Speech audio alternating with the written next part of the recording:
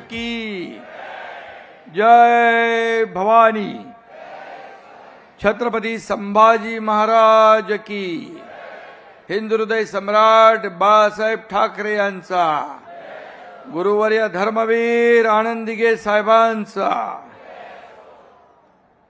व्यासपीठावर उपस्थित महायुतीच्या प्रचार सभेला राज्याचे लोकप्रिय मुख्यमंत्री देवेंद्र फडणवीसजी, केंद्रीय मंत्री रामदास आठवलेजी, केंद्रीय मंत्री पीयूष गोयलजी, शिवसेनेचे ज्येष्ठ नेते रामदास कदमजी, प्रदेश अध्यक्ष रवींद्र चव्हाणजी, विनोद तावडेजी, आशिष शेलारजी, मंगलप्रभात लोढाजी, उदय सामंतजी, अध्यक्ष मुंबई अमित साटमजी, मंत्री योगेश कदमजी, राहुल शेवाळेजी, सगळे आमदार, खूप लोकांची नावं, त्याच्यात वेळ जाईल. उपस्थित सर्व महायुतीचे खासदार, आमदार आणि आमच्या मीनाताई पण आहेत, आणि समोर जमलेल्या माझ्या लाडक्या बहिणींनो आणि लाडक्या भावांनो, नमस्कार. आज या शिवतीर्थावर विराट सभा होती आहे. खरं म्हणजे या शिवतीर्थाचं आणि शिवसेनेचं अतूट नातं आहे. आता महायुतीचंही अतूट नातं आहे. इथे समोरच आपलं दैवत बाळासाहेबांचं स्मृतिस्थळ आहे. मागे ज्यांनी आपल्याला संविधान दिलं, बाबासाहेबांची चैत्यभूमी आहे. इकडे सावरकर स्मारक आहे. या तिन्ही महापुरुषांच्या साक्षीनं ही आज इथं विराट महासभा होती आहे. आणि खऱ्या अर्थाने शिवतीर्थावरची ही प्रचार सभा नाही, तर परिवर्तनाची नांदी आहे, बदलाची नांदी आहे, असं म्हटलं तर वावगं ठरणार नाही. काल इथं एक सभा झाली, त्यात नेहमीचेच शिव्याशाप, टोमणे, टीका करून गेले. आता त्याची आम्हालाही सवय झाली आहे, तुम्हालाही सवय झाली आहे. त्यांच्याकडे मुद्देच नाहीत, त्यामुळे बोलणार काय. मात्र आपली ही सभा कुणालाही उत्तर देण्यासाठी नाही, तर गेल्या 3-3.5 वर्षामध्ये महायुतीने केलेल्या कामाचा, मुंबईसाठी केलेल्या कामाचा लेखाजोखा आणि पुढच्या 5 वर्षात आम्ही काय करणार आहे ते सांगण्यासाठी ही सभा आहे. विकासाचा अजेंडा घेऊन आम्ही पुढे जातोय. तुम्हाला माहित आहे, या आरोपांना मी कधी आरोपाने उत्तर दिलं नाही, टीकेला टीकेने उत्तर दिलं नाही. मी नेहमी आरोपाला कामातून उत्तर दिलं आणि कामातूनच उत्तर देतो. आता भावनेचं नाही, तर विकासाचं राजकारण या ठिकाणी लोकांना अपेक्षित आहे आणि आम्ही तेच केलं आणि तेच करणार. भावनेचं नाही तर विकासाचं राजकारण. विकसित भारत, विकसित महाराष्ट्र आणि विकसित मुंबई हे बाळासाहेबांचं स्वप्न होतं. ते स्वप्न आपण साकार करतोय, ती जबाबदारी आम्ही घेतलेली आहे. मुंबई महाराष्ट्राचा मानबिंदू आहे. ही देशाची आर्थिक राजधानी आहे. आर्थिक राजधानी ती असली पाहिजे आणि आर्थिक राजधानी सारखीच ती असली पाहिजे आणि दिसलीही पाहिजे. हे आम्ही महायुतीने ठरवलेलं आहे.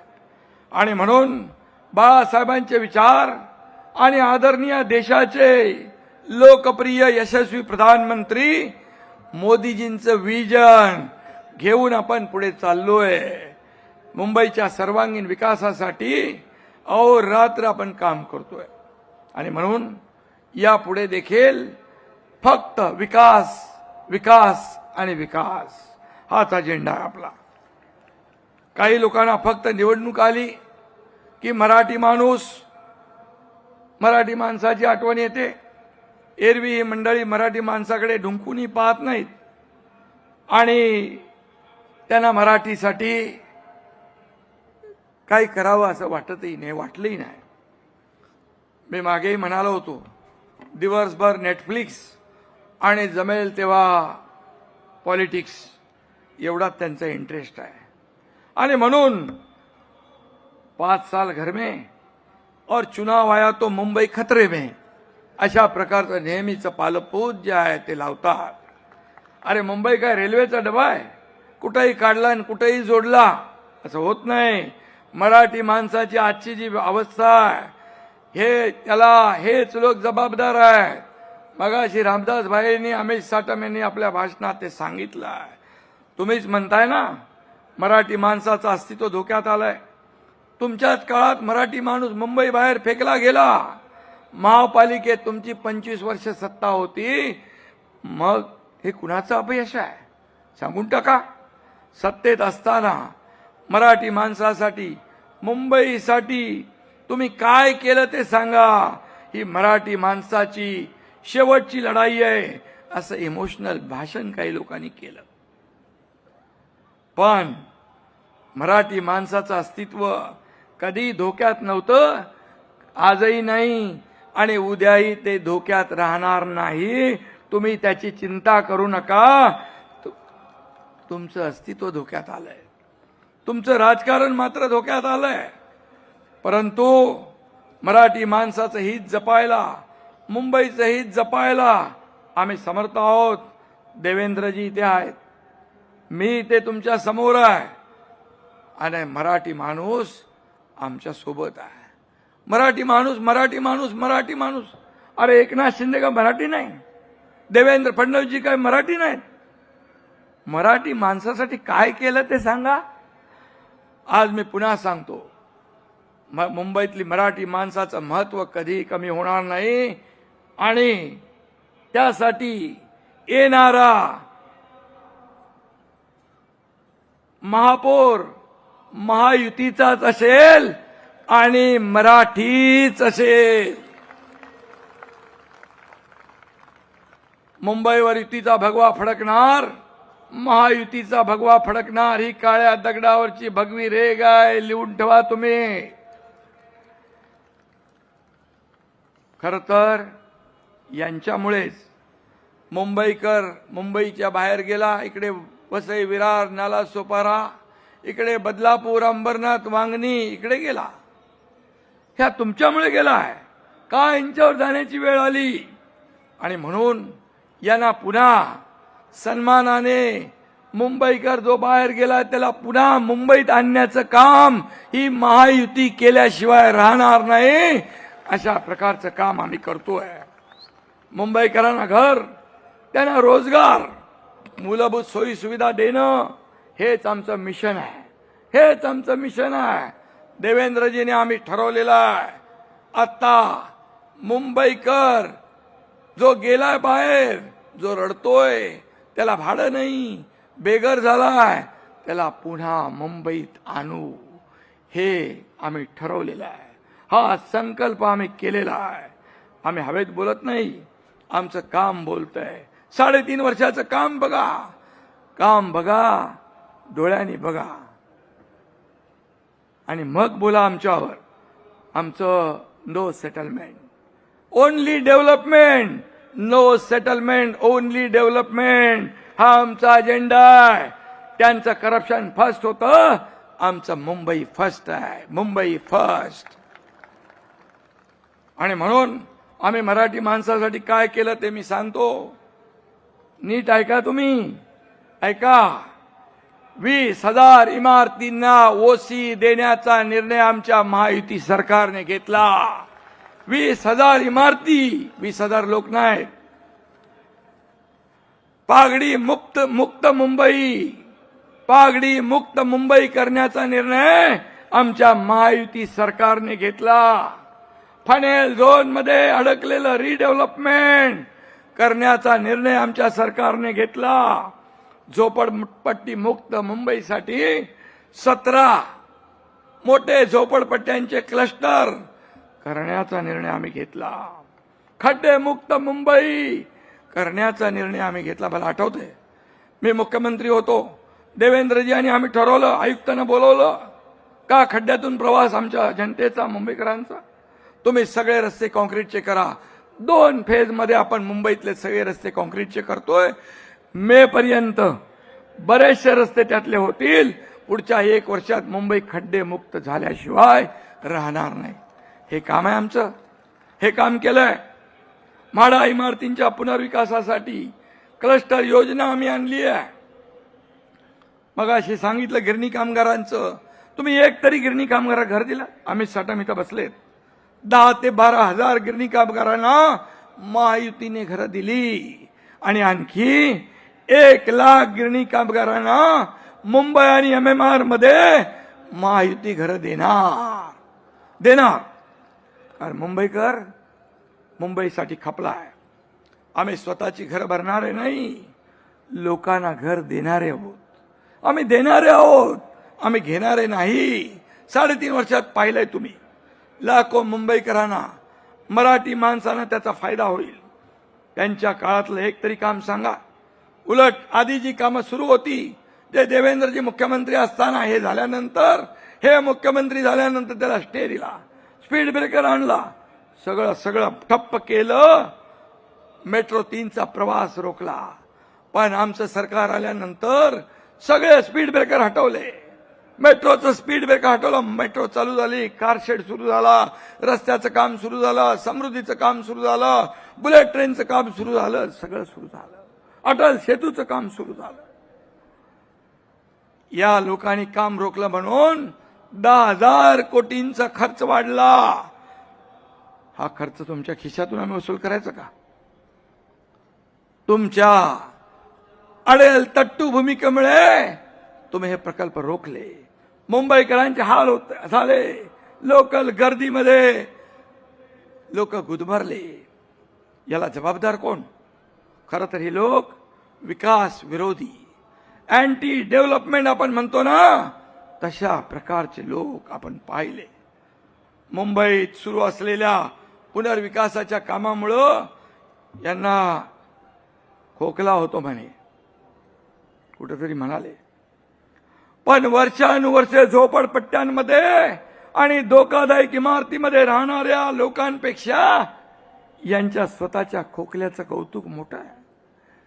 अरे, स्वतःच्या बंगल्याला परमिशन आणि गरिबांच्या घरांमुळे पोल्युशन होतंय, प्रदूषण होतंय. तुम्ही बंगल्यावर बंगले बांधा आणि या गोर गरिबांनी झोपडपट्टीमध्ये त्या बाथरूमच्या, टॉयलेटच्या पाण्यामध्ये, गटाराच्या पाण्याच्या बाजूला राहायचं, खितपत पडायचं.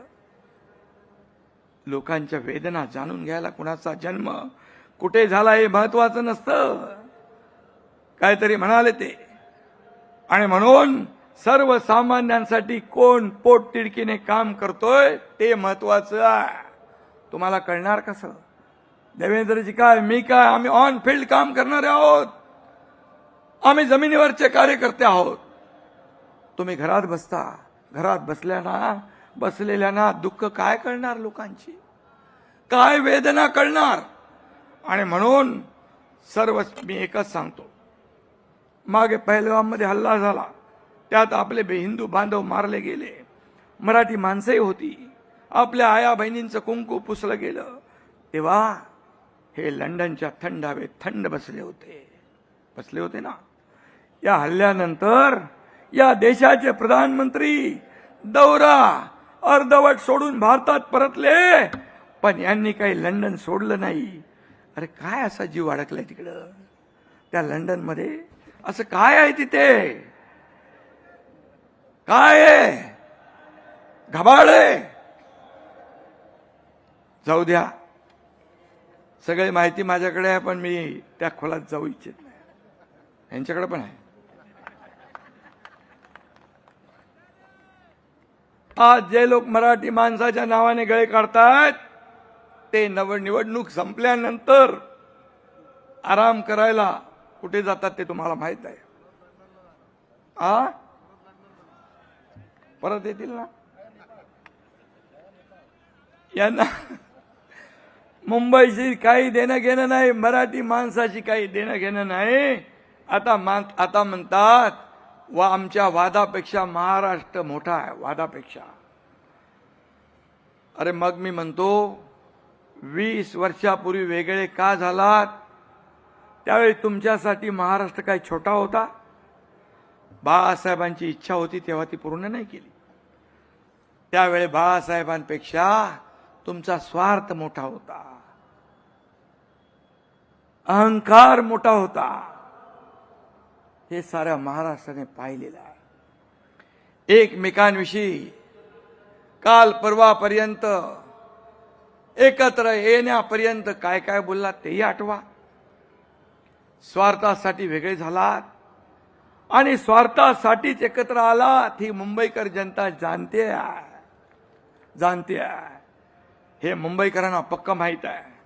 मराठी माणसाच्या नावाने खोटा पुळका, खोटं प्रेम दाखवण्याची आवश्यकता नाही. हे पुतना मावशीचं प्रेम आहे, हे खरं प्रेम आहे. आणि म्हणून मराठी माणसाने सावध राहणं आवश्यक आहे. मराठी माणसासाठी काय त्यांनी केलं हे आठवून बघा.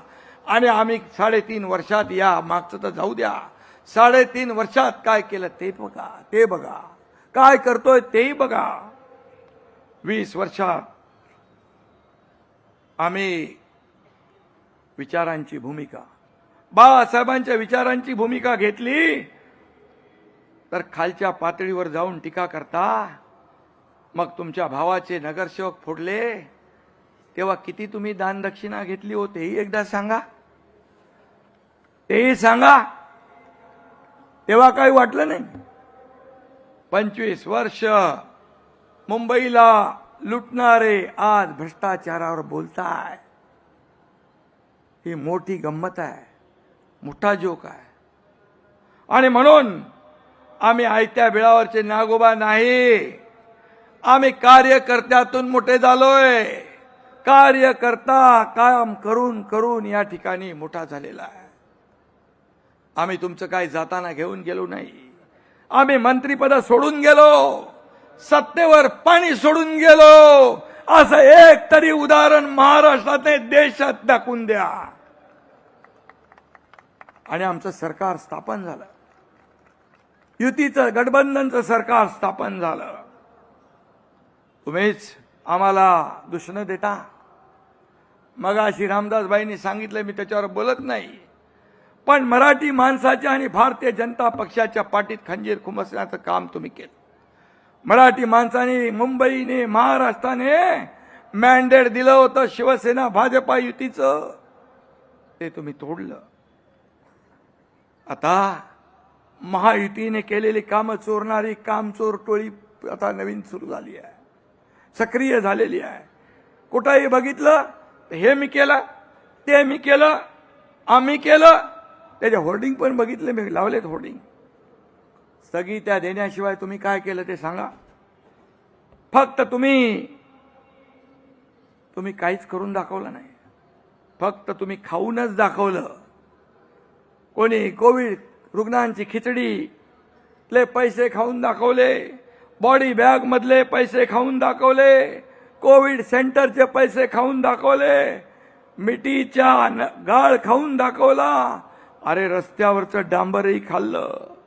मराठी मराठी ठेकेदारांना ब्लॅकलिस्ट करण्याचं पापही तुम्ही केलं. मुंबईची मोकळी मैदान आणि भूखंड कोणी कुणाच्या खिशात आणि घशात घातली तेही बघा, आठवा. रस्त्यावरचे काम करणाऱ्या कंपनीला, पेंग्विनचं कोणतं नाव घेतलं, ती कंपनीला दिलं. बोरिवलीच्या कपडे व्यापाऱ्याला ऑक्सिजन प्लांट उभारण्याचं काम दिलं. वा रे वा. कोण आहे तुमचा लाडका रोमिल छेडा? मराठी मुलांनी यांच्यासाठी करायचा राडा आणि टेंडर घेणाऱ्यांचा रोमिल छडा. असं कसं होईल? जिथे टेंडर तिथे सरेंडर, ही यांची नीती आहे. जिथे नाही कमिशन तिथे स्पीड ब्रेकर, ही यांची नीती आहे. कसं चालणार? करून दाखवल्यासारखी होर्डिंग लावली ना, आता खाऊन दाखवलं त्याची होर्डिंग पण लावून टाका. काय काय खाल्लंय ते दाखवा त्याच्यावर. हा माझा सवाल आहे. कोविडमध्ये काम केलं म्हणून स्वतःची पाठ थोपटून घेतली. घ्या, पण तुम्ही घरात होतात, आम्ही रस्त्यावर होतो, पीपी किट घालून फिरत होतो, हॉस्पिटलमध्ये सगळ्यांना दिलासा देत होतो, लोकांना भेटत होतो. तुम्ही काय करत होता? लोक मरत होती कोविडमध्ये, तुम्ही पैसे बनवत होता. यापेक्षा दुसरं काय पाप असू शकतं? आणि म्हणून पैशासाठी मुंबईच्या लोकांच्या जीवाशी खेळण्याचं काम केलं. किती किस्से वाचवायचे, जाऊ दे, ते किती किस्से वाचायला गेलो तर रात्र पुरणार नाही. आम्ही सत्तेवर येतात कोस्टलच्या कामाला गती दिली. त्यावेळेस मला आठवतंय, मी देखील देवेंद्रजींच्या सरकारमध्ये मंत्री होतो. सर्व परवानग्या आणण्याचं काम मुख्यमंत्र्यांनी केलं. केंद्राच्या परवानग्या राज्याचं तर आम्ही दिल्या, पण मुंबई महापालिकेच्या परवानग्या पण 3-3 वर्ष लटकवल्या होत्या. तेव्हा काय बघितलं तुम्ही? त्याचबरोबर फंजिबल FSI देण्याचा निर्णय अगोदरचा होता, पण त्याच्यातून येणारे पैसे या अशा प्रकल्पांना लावता येतील, वापरता येतील, हे आपल्या सरकारने निर्णय घेतला. हे आमच्या सरकारने निर्णय, परवानग्या पण आणल्या, पैसे पण आणले. 20,000 25,000 कोटी फंजिबल FSI मधून निघाले. मग तुम्ही काय केलं? अरे भूमिपूजनाला देखील, साध्या भूमिपूजनाला लपून छपून केलं. ज्या मुख्यमंत्र्यांनी हे सर्व घडवून आणलं त्यांनाही बोलवण्याचं औदार्य दाखवलं नाही. हा केवढा कदरूपणा आहे. आणि म्हणून आम्ही जाऊ देते. नरिमन पॉइंटचा माणूस बांद्र्याला 15 मिनिटात पोहोचतोय कोस्टल रोडमुळे. हा कोस्टल रोड आम्ही विरार पर्यंत नेणार आहोत. वर्सोवा ते भाईंदर, भाईंदर ते विरार. मुंबई 40 मिनिटात विरार पर्यंत, 15 मिनिटात बांद्र्यातून नरिमन पॉइंट. गेम चेंजर प्रकल्प आहे. मुंबई ईस्टर्न फ्रीवे सुद्धा ठाण्यापर्यंत आम्ही वाढवतोय, एलिव्हेटेड करतोय.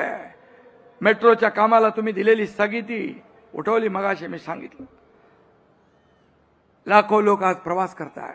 ठाणे, बोरिवली, गोरेगाव, मुलुंड, ऑरेंज गेट ते नरिमन पॉइंट असे भुयारी रस्ते, यामुळे मीरा भाईंदर, ठाणे असा आउटर रिंग रोड तयार होतोय, मुंबईशी जोडला जातोय. त्यामुळे वाहतुकीवरचा ताण कमी होईल. विक्रोळी, कोपरखेरणे, महापे, दहिसर ही एक सगळी कनेक्टिव्हिटी तयार होते. MMR क्षेत्रात देखील लास्ट माईल कनेक्टिव्हिटी मिळाली पाहिजे म्हणून पॉट टॅक्सीचा देखील आम्ही उपक्रम सुरू करतोय. मुंबई ते नवी मुंबई विमानतळ मेट्रोने जोडतोय. काही मिनिटात मुंबईच्या एका टोकापासून दुसऱ्या टोकापर्यंत पोहोचता येईल. आम्ही अशा प्रकारचं जाळ निर्माण करतोय. मुंबईला अधिक जवळ आणतोय. आम्ही मुंबईला जोडतोय. आम्ही मुंबईला जोडणारे आहोत, तोडणारे नाही. तोडणारे नाही. त्यामुळे मुंबईतला प्रवासाचा वेळ वाचेल, खर्च वाचेल, कुटुंबाला जास्त वेळ देता येईल, त्याला आनंदी करता येईल आणि म्हणून त्याच्या आयुष्यामध्ये आनंदाचे दिवस येतील. याला म्हणतात विकास.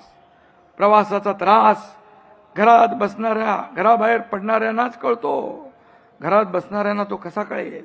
आणि म्हणून मुंबईचं प्रदूषण कमी करण्यासाठी आतापर्यंत STP नव्हते. हे छोट्या छोट्या शहरांमध्ये STP आहेत.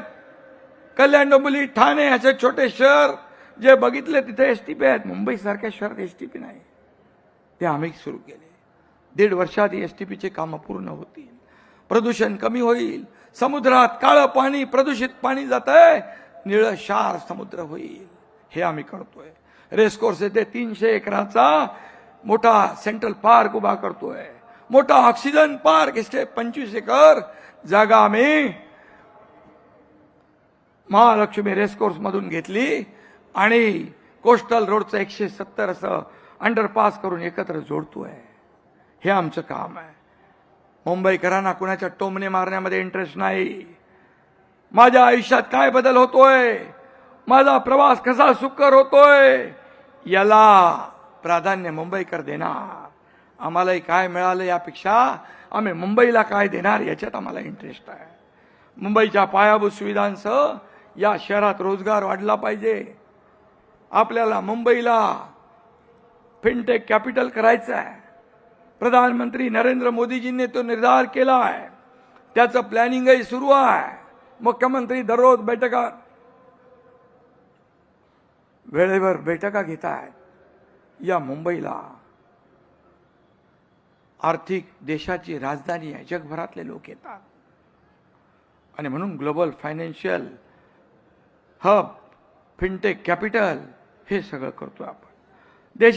देशाला आर्थिक महासत्ता व्हायचं असेल त्यात मुंबईच्या विकासाचा महत्त्वाचं योगदान आवश्यक आहे. हे प्रधानमंत्री स्वतः सांगतात. मोदीजींनी या मुंबईला महाराष्ट्राला 10 वर्षात 10 लाख कोटी दिले विकासाला. 10 लाख कोटी. काय दिलं? तुमच्या काळात तर काय मागायलाच गेले नाही. एवढा इगो होता, एवढा अहंकार होता. त्यामुळे राज्याचं नुकसान केलं. मराठी भाषेला आपल्या मोदीजींनी मराठी भाषेचा दर्जा आम्ही जे इथे निर्णय घेतला त्याला तात्काळ होकार दिला. आणि त्याच मोदीजींवर खालच्या पातळीवर तुम्ही टीका करताय. ज्यांनी बाळासाहेबांचं स्वप्न पूर्ण केलं, अयोध्येत राम मंदिर बांधलं, 370 कलम काश्मीरचं मोदीजींच्या मार्गदर्शनाखाली गृहमंत्री अमित भाईंनी केलं. त्यांना तुम्ही शिवाय देताय. थोडी तरी जनाची नाही तर मनाची. ठीक आहे, 76,000 कोटींचं बंदर आपल्याला पालघरला दिलं. तो विकासही तुमच्या डोळ्यात खुपतोय. आणि म्हणून 10 वर्षात प्रकल्प महाराष्ट्रात येत आहे. महाराष्ट्राच्या ग्रोथ इंजिनला वेग येतोय. आता मुख्यमंत्री दावोसला जाणार आहेत. मी जेव्हा दावोसला गेलो तेव्हा परदेशी गुंतवणूक मोठ्या प्रमाणात. जेव्हा मुख्यमंत्री मागच्या वेळेस गेले तेव्हा देखील परदेशी गुंतवणूक आली. आता देखील मोठ्या प्रमाणात परदेशी गुंतवणूक येईल. रोजगार मिळेल. हे आमचं काम आहे. काम बोलतंय. आणि म्हणून जेव्हा प्रकल्प येत नाही तेव्हा महाराष्ट्र अन्याय होतो म्हणता. आणि प्रकल्प आले तर मुंबई तोडण्याचा डाव असं म्हणता. असं रडगाणं नेहमी तुम्ही गाता. तुमची दुटप्पी भूमिका लोकांना समजली आहे. महाविकास आघाडीच्या काळात महाराष्ट्रात एकही उद्योग आला नाही. महाराष्ट्र FDI मध्ये 3रा क्रमांकावर होता. गुजरात, कर्नाटक आपल्या महाराष्ट्राच्या पुढे होता. पण आपलं महायुतीचं सरकार आल्यानंतर महाराष्ट्र पुन्हा 1 नंबरला आला. आणि तुमच्या राजकारणापेक्षा महाराष्ट्र मोठा आहे म्हणताना मग महाराष्ट्राला 1 नंबर करण्यासाठी, 1 नंबर करण्यासाठी तसं वागून तरी दाखवा. कालच आमचा वचननामा प्रसिद्ध केला आहे. लाडक्या बहिणींना BST मध्ये 50% सवलत देण्याचा निर्णय आपल्या सरकारने घेतला. लाडक्या बहिणींना 5 लाख रुपये बिनव्याजी कर्ज देण्याचा निर्णय घेतला. खूप निर्णय घेतले, त्याच्यामध्ये मी जात नाही. वचननामा आहे. माझ्या लाडक्या बहिणींना 1,500 रुपये देऊ नका म्हणून निवडणूक आयोगाकडे हेच काँग्रेस महाविकास आघाडी गेली आहे. त्यांना आमच्या लाडक्या बहिणी बरोबर जोडा दाखवतीलच. जसा विधानसभेत दाखवला त्यांनी खोडा घातल्याबरोबर 232 नंबरचा जोडा माझ्या लाडक्या बहिणींनी त्यांना दाखवला आणि घरी बसवून टाकलं. आणि म्हणून हे कसले भाऊ, हे दुष्ट सावत्र भावानं या लाडक्या बहिणी 15 तारखेला त्यांची जागा दाखवल्याशिवाय राहणार नाही. नवी काय उद्योगपतीच्या नावाने फेक नरेटिव्ह सुरू आहे. किती बोलले काय माहीत नाही. त्यामध्ये धारावी पुनर्विकासाचा प्रकल्प अदानी कुणी दिला?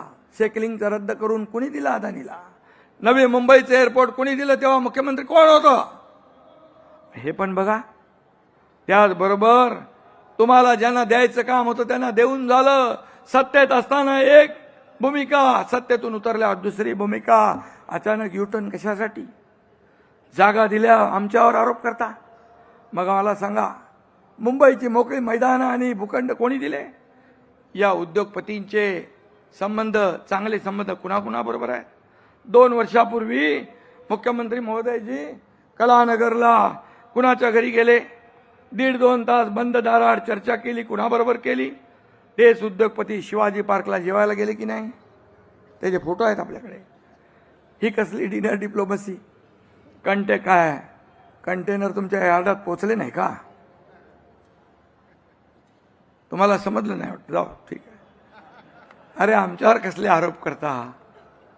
हे समोर आहे, ये जनता आहे, सब जानती आहे. म्हणून ज्यांची नावं घेता त्यांना घरी जेवायला बोलवता, बोलवा, काही प्रॉब्लेम नाही आहे. तुमची मुलं त्यांच्या लग्नात नसतात, कळू द्या लोकांना कोण कुणाचा दोस्त आहे. तुमचे नकाशे बघून शेजारी बसलेले बिचारे जयंतराव कावरे बावरे झाले मुख्यमंत्री महोदय. त्यांना कळेच ना काय चाललंय, का अगोदर काय परिस्थिती होती, नंतर कशी झाली. ये पब्लिक है, सब जानती है. आणि मी सांगतो, जब चाहिए हरी पत्ती, जब चाहिए हरी पत्ती, तब याद आते हैं उद्योगपती. असं यांचं आहे, असा यांचा स्वभाव आहे. आणि म्हणून आमच्यासाठी उद्योगपती नाही, उद्योग तर आलेच पाहिजे. पण मुंबई फर्स्ट आणि मुंबईकर फर्स्ट, हीच आमची भूमिका आहे. राज्यात उद्योग यायला पाहिजे, मराठी उद्योजक निर्माण व्हायला पाहिजे. यासाठी तुम्ही कधी प्रयत्न केले का? ते पण मराठी माणसाला एकदा सांगून टाका. मराठी तरुणाच्या हातात उद्योग देण्याऐवजी तुम्ही दगड देताय. कसली नीती आहे तुमची? मुंबईकडे फक्त सोन्याचं अंड देणारी कोंबडी म्हणून तुम्ही पाहिलं, आता सोन्याची अंडी देणारी कोंबडी कापायला तुम्ही निघालात. मुंबईकर सुज्ञ, मुंबईकर तुमच्या भूलथापानं बोलणार नाही. आणि मुंबईकर आता तुमच्या खोट्या प्रचाराला भुलणार नाही, भावनेच्या राजकारणाला बळी पडणार नाही. मी पुन्हा एकदा सांगतो, कोणी बाईका लाल आला तरी मुंबई महाराष्ट्रापासून कोणी तोडू शकणार नाही. आणि म्हणून आपल्याला मुंबईला अधिक गतिमान समृद्ध करायचं आहे. येणाऱ्या 15 तारखेला धनुष्यबाण आणि या कमळ या निशाणी समोर आपल्याला बटन दाबून महायुतीच्या सर्व उमेदवारांना विजयी करायचं आहे. ही विनंती आपल्याला करायला आलोय. आणि मुंबई महापालिकेवर महायुतीचाच भगवा फडकणार. आणि पुन्हा एकदा सांगतो, मुंबईचा महापौर मराठीच होणार. जय हिंद, जय महाराष्ट्र.